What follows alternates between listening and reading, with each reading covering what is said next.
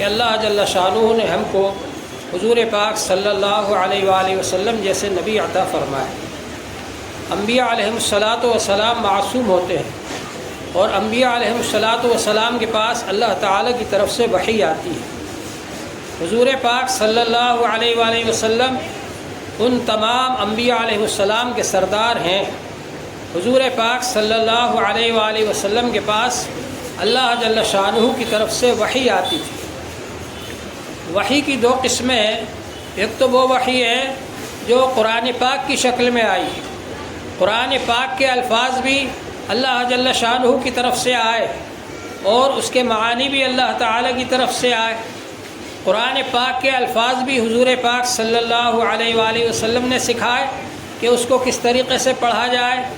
اس کا انداز کیا ہو، اس کا لہجہ کیا ہو، پڑھنے کا طریقہ کیا ہو، ترتیل کیسے ہوگی، یہ سب حضور پاک صلی اللہ علیہ وآلہ وسلم نے سکھایا۔ اسی طرح سے قرآن پاک کے معانی اور مطالب اور اس کے ترجمہ اور تفسیر یہ بھی حضور پاک صلی اللہ علیہ وآلہ وسلم نے سکھایا۔ اگر ہم حضور پاک صلی اللہ علیہ وآلہ وسلم سے معنی معلوم کیے بغیر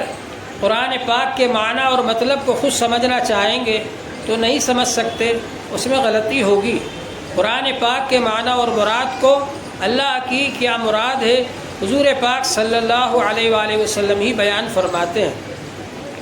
حضور پاک صلی اللہ علیہ وآلہ وسلم قرآن پاک کے شارح ہیں۔ قرآن پاک کی آپ نے وضاحت فرمائی، بیان فرمایا کہ قرآن پاک میں اللہ تعالیٰ نے آپ کے لیے کیا احکامات دیے ہیں۔ اسی طرح جو احکام قرآن پاک میں نہیں آئے وہ احکام بھی آپ نے بیان فرمائے ہیں، تو آپ شارع بھی ہیں۔ جو احکام قرآن پاک میں آئے ہیں اس کی آپ نے وضاحت فرمائی اور بیان فرمایا، شرح فرمائی، اور جو احکام قرآن پاک میں نہیں آئے ان کو آپ نے بیان فرمایا، اس کی شرح فرمائی، احکام جاری فرمائے آپ نے۔ حضور پاک صلی اللہ علیہ وآلہ وسلم نے جو قرآن پاک کی آیتیں پڑھ کر سنائی وہ تو اللہ کا کلام ہے ہی، اس کے علاوہ جو حدیثیں آپ نے بیان فرمائی یہ بھی اللہ تعالیٰ کی طرف سے ہے، کیونکہ اللہ جل شانہ نے ارشاد فرمایا وما ينطق عن الهوى ان هو الا وحی یوحی۔ حضور پاک صلی اللہ علیہ وآلہ وسلم اپنی طرف سے کچھ نہیں فرماتے، یہ سب وحی ہوتی ہے جو وہ بیان فرماتے ہیں۔ حضرت ابو ہریرہ رضی اللہ تعالیٰ عنہ بہت بڑے محدث ہیں، ایسے صحابی ہیں جن سے بہت احادیث روایت کی گئی ہیں۔ حضرت ابو ہریرہ رضی اللہ عنہ کہتے ہیں کہ میں حضور صلی اللہ علیہ وآلہ وسلم کی احادیث کو زبانی یاد کر لیتا تھا، اور عبداللہ ابن عمرو ابن عاص یہ لکھا کرتے تھے حدیثوں کو حضور پاک صلی اللہ علیہ وآلہ وسلم سے، جو حدیثیں سنتے ان کو لکھ لیتے تھے۔ تو کچھ حضرات نے ان سے کہا کہ حضور پاک صلی اللہ علیہ وآلہ وسلم کبھی غصے کی حالت میں ہوتے ہیں، کبھی خوشی میں ہوتے ہیں، تم ہر بات کو لکھ لیتے ہو۔ وہ بات جا کر انہوں نے حضور پاک صلی اللہ علیہ وآلہ وسلم سے عرض کی کہ اللہ کے رسول، بعض حضرات یہ کہتے ہیں کہ حضور صلی اللہ علیہ وآلہ وسلم کبھی غصے میں ہوتے ہیں، کبھی خوشی میں ہوتے ہیں، تم ہر بات کو کیوں لکھتے ہو؟ تو حضور پاک صلی اللہ علیہ وآلہ وسلم نے ارشاد فرمایا اپنی زبان مبارک کی طرف اشارہ کرتے ہوئے، اپنے منہ مبارک کی طرف اشارہ کرتے ہوئے، اکتب فإنہ لا یخرج منہ الا حق، لکھو کیونکہ اس منہ سے حق بات کے علاوہ کچھ نہیں نکلے گا۔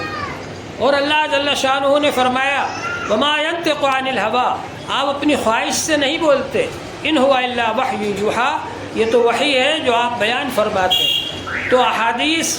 وہ ہیں جن کے مضامین اللہ تعالیٰ نے حضور پاک صلی اللہ علیہ وآلہ وسلم کے دل مبارک میں ڈالے ہیں، اور الفاظ آپ کے ہیں، اور قرآن وہ ہے کہ الفاظ بھی اللہ تعالیٰ کی طرف سے آئے اور مضمون بھی اللہ تعالیٰ کی طرف سے آیا۔ جس طرح سے قرآن پاک کو ماننا ضروری ہے ایسے ہی حدیث کو ماننا بھی ضروری ہے۔ حضور پاک صلی اللہ علیہ وآلہ وسلم نے فرمایا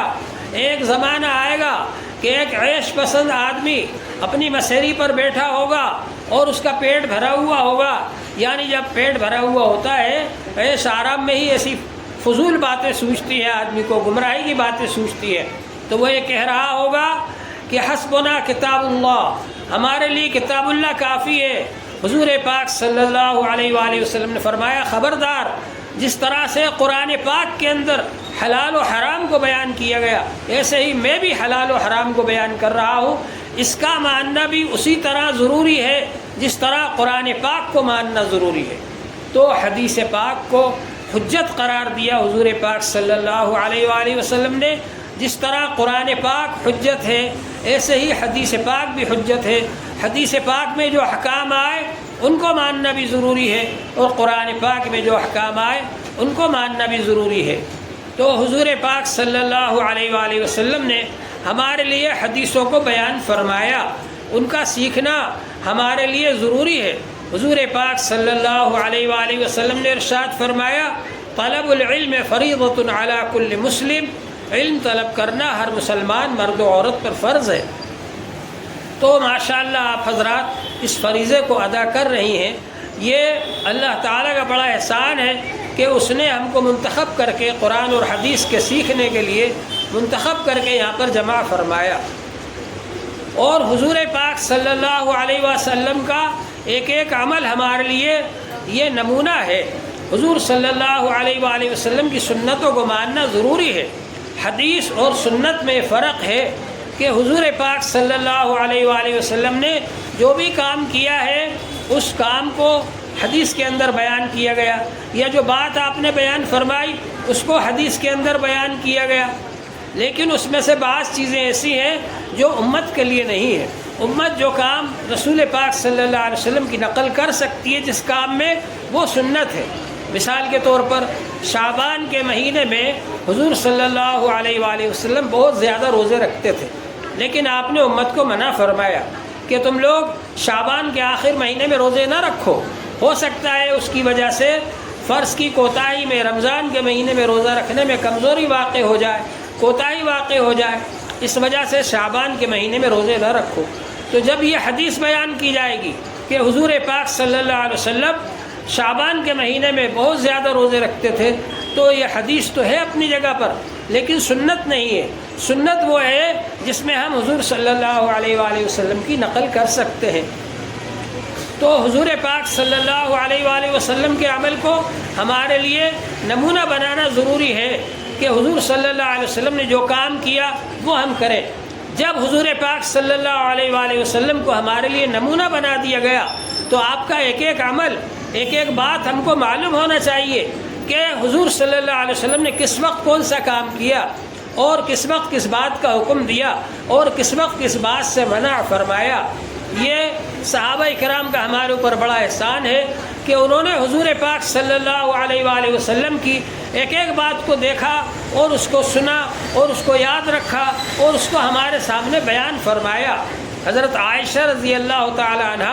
خواتین میں سب سے بڑی عالمہ تھی۔ حضور پاک صلی اللہ علیہ وآلہ وسلم نے ارشاد فرمایا انکم لتاخذون نصف الدین من هذه الحمیرہ، کہ تم آدھا دین یہ سرخ عورت سے حاصل کرو گے۔ حضور پاک صلی اللہ علیہ وسلم کی ایک تو وہ زندگی تھی جو باہر کی زندگی تھی، سب صحابہ کرام دیکھتے تھے، حضور صلی اللہ علیہ وسلم کی باتیں سنتے تھے، حضور صلی اللہ علیہ وسلم کے اعمال دیکھتے تھے اور اس کو نقل کرتے تھے۔ اور ایک وہ زندگی تھی جو گھریلو زندگی تھی، گھر میں آنے کے بعد حضور پاک صلی اللہ علیہ وسلم نے کیا کام کیا، کیا بات فرمائی، اور کس طریقے سے آپ گھر والوں کے ساتھ برتاؤ کرتے ہیں اور کیا آپ کے طریقے ہیں، یہ حضرت عائشہ رضی اللہ تعالی عنہ نے بیان فرمایا۔ تو حضور پاک صلی اللہ علیہ وآلہ وسلم کی یہ خصوصیت ہے کہ حضور پاک صلی اللہ علیہ وسلم کا ایک ایک عمل، چاہے وہ خلوت کا ہو یا جلوت کا ہو، حضور صلی اللہ علیہ وسلم کا ایک ایک عمل، چاہے وہ گھر کے اندر کا ہو یا گھر کے باہر کا ہو، حضور صلی اللہ علیہ وسلم کا ایک ایک عمل، چاہے وہ معاملات سے تعلق رکھتا ہو یا معاشرت سے تعلق رکھتا ہو یا معیشت سے تعلق رکھتا ہو، یا حضور پاک صلی اللہ علیہ وسلم نے کوئی بات ارشاد فرمائی، عبادت آپ نے کیسے کی، لوگوں کے ساتھ آپ نے برتاؤ کیسے کیا، آپ کے اخلاق کیا تھے، آپ کا کس کے ساتھ کیسا برتاؤ تھا، آپ نے کس طرح سے جہاد کیا، آپ نے کس طریقے سے لوگوں کو تعلیم دی، آپ نے کس طرح سے تبلیغ فرمائی، ایک ایک عمل حضور پاک صلی اللہ علیہ وآلہ وسلم کا صحابہ کرام نے محفوظ کر دیا۔ اور اللہ جل شانہ نے فرمایا انا نحن نزلنا الذکر وانا لہ لحافظون، قرآن پاک کو ہم نے نازل کیا، ہم ہی اس کی حفاظت کرنے والے ہیں۔ اسی طرح سے یہ حدیث قرآن پاک کی شرح ہے، اور جو احکام قرآن پاک میں نہیں آئے وہ اس میں بیان کیے گئے ہیں۔ پورے دین کو اللہ تعالیٰ نے محفوظ کر دیا، صحابہ کرام نے پورا دین محفوظ کر دیا، اور یہ آج ہمارے سامنے موجود ہے۔ آج ہم یہ کہہ سکتے ہیں کہ ہم جو حدیث پڑھ رہے ہیں، پڑھا رہے ہیں، بے شک حضور پاک صلی اللہ علیہ وسلم نے یہی حدیث بیان فرمائی۔ جس طرح سے ہم یہ کہہ سکتے ہیں کہ آج ہمارے پاس جو قرآن پاک ہے، یقیناً یہی قرآن پاک اللہ کے رسول صلی اللہ علیہ وآلہ وسلم نے اللہ تعالیٰ کی طرف سے ہم کو لا کر دیا ہے۔ اسی طرح ہم یہ کہہ سکتے ہیں کہ یہ جو حدیث پاک ہے، یہی بات حضور صلی اللہ علیہ وسلم نے بیان فرمائی، اور یہ یقین کے ساتھ ہم کیوں کہہ سکتے ہیں؟ اس لیے کہ جس طرح سے صحابہ کرام نے اس کی حفاظت فرمائی، اس کو محفوظ کیا، اسی طرح سے صحابہ کے شاگردوں نے، پھر ان کے شاگردوں نے، پھر ان کے شاگردوں نے، یہ سلسلہ چلا آ رہا ہے۔ مسلمان ایسی قوم ہے جنہوں نے حضور پاک صلی اللہ علیہ وسلم کی احادیث کو محفوظ کرنے کے لیے مستقل ایک فن کی بنیاد ڈالی، جس کو سند کہا جاتا ہے۔ سند کا مطلب یہ ہے ہم سے لے کر حضور پاک صلی اللہ علیہ وآلہ وسلم تک سلسلہ پہنچتا ہے۔ ہر استاذ، ہر راوی کا نام موجود ہے کہ ہم نے فلاں سے پڑھا، انہوں نے فلاں سے پڑھا، انہوں نے فلاں سے پڑھا، اور یہ سلسلہ حضور پاک صلی اللہ علیہ وآلہ وسلم تک پہنچتا ہے۔ اسی طرح سے جتنے حدیث کے راوی ہیں، بیان کرنے والے ہیں، ان کی زندگیاں محفوظ ہیں کہ وہ کیسے تھے، کیسے کام کرتے تھے، کیسی باتیں کرتے تھے۔ اگر کوئی راوی کمزور ہے اس کے بارے میں بتایا گیا ہے، اگر کوئی راوی قوی حافظے والا ہے اس کے بارے میں بتایا گیا، اگر کوئی راوی ایسا ہے کہ جو صحیح نہیں تھا، اس کے اعمال صحیح نہیں تھے، جھوٹ بولتا تھا، اس کے بارے میں بتایا گیا ہے،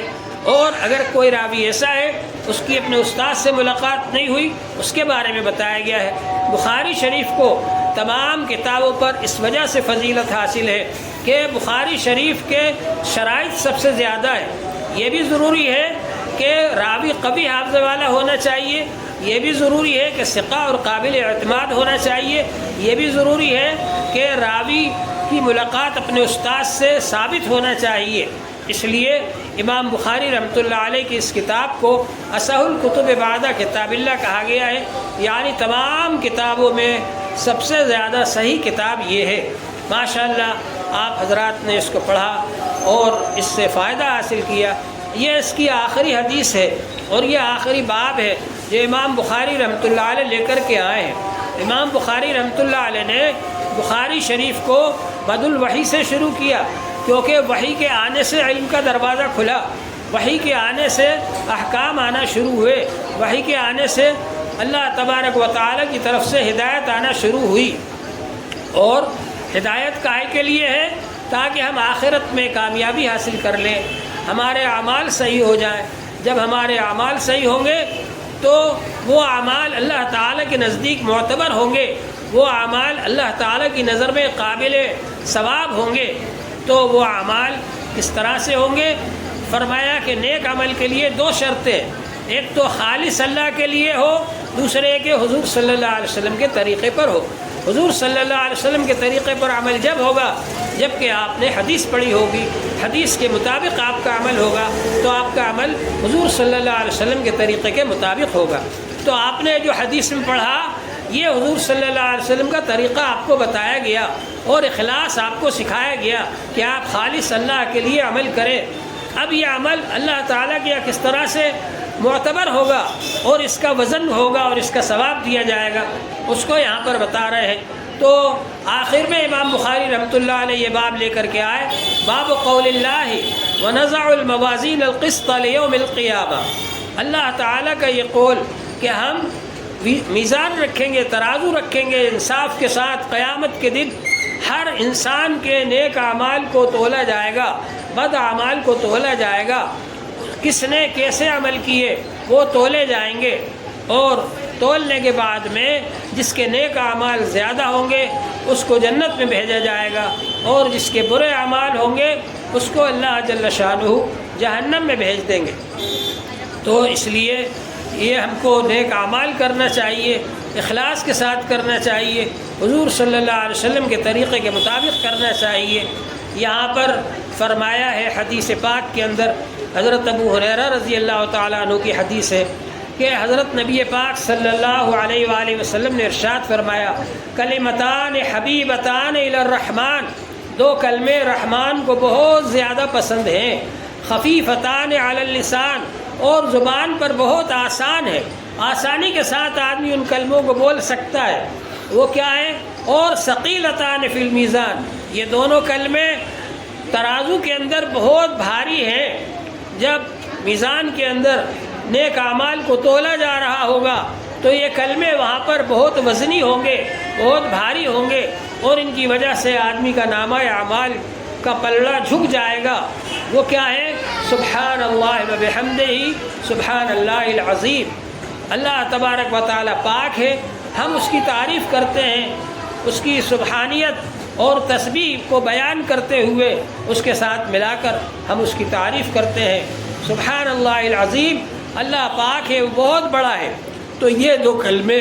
یہ زبان پر آسان ہے، ہلکے پھلکے ہیں، اور ترازو کے اندر بہت زیادہ بھاری ہے، اور اللہ تبارک و تعالیٰ کو بہت زیادہ پسند ہے۔ پرانے زمانے میں لوگ یہ اعتراضات کرتے تھے عقلی اعتبار سے، فلسفی لوگ، کہ صاحب یہ کلمات جو ہیں یہ عرض ہیں، جس کو کیسے تولا جائے گا؟ عرض کو نہیں تولا جا سکتا، اس کو تول سکتے جس کا جسم ہو، جس کا جسم ہی نہیں ہے اس کو آپ کیسے تولیں گے؟ یہ تو عرض ہے، یہ زبان سے نکلتے اور غائب ہو جاتے۔ لیکن اب سائنس کا دور ہے، اور سائنس نے ثابت کر دیا کہ انسان کے اعراض اور اعمال یہ بھی اعراض ہیں، انسان کی زبان سے بات نکلی وہ بھی اعراض ہیں، لیکن اس کو تولا جا سکتا ہے۔ چنانچہ امریکہ کے اندر ایک ایسی مشین بن گئی جو کہ آپ اس کے سامنے کھڑے ہو کر کچھ بولیں تو وہ وزن کر کے بتلاتی ہے کہ آپ کی یہ بات اتنی وزنی ہے، اس کا یہ اتنا وزن ہے۔ اور کچھ لوگ یہاں سے گئے ہندوستان سے جماعت میں، اور ان کو معلوم ہوا کہ یہ مشین جو ہے وزن بتاتی ہے کہ آپ نے کون سی بات کس وزن کی بولی۔ تو انہوں نے کھڑے ہو کر اس مشین کے سامنے کلمہ پڑھا، لا الہ الا اللہ محمد الرسول اللہ، تو مشین کا کانٹا گھوم گیا اور اس کا کوئی وزن نہیں بتا سکا۔ تو اللہ تعالی نے دنیا ہی میں بتا دیا کہ اللہ کے جو کلمات پڑھے جاتے ہیں ان کو آپ یہاں نہیں تول سکتے،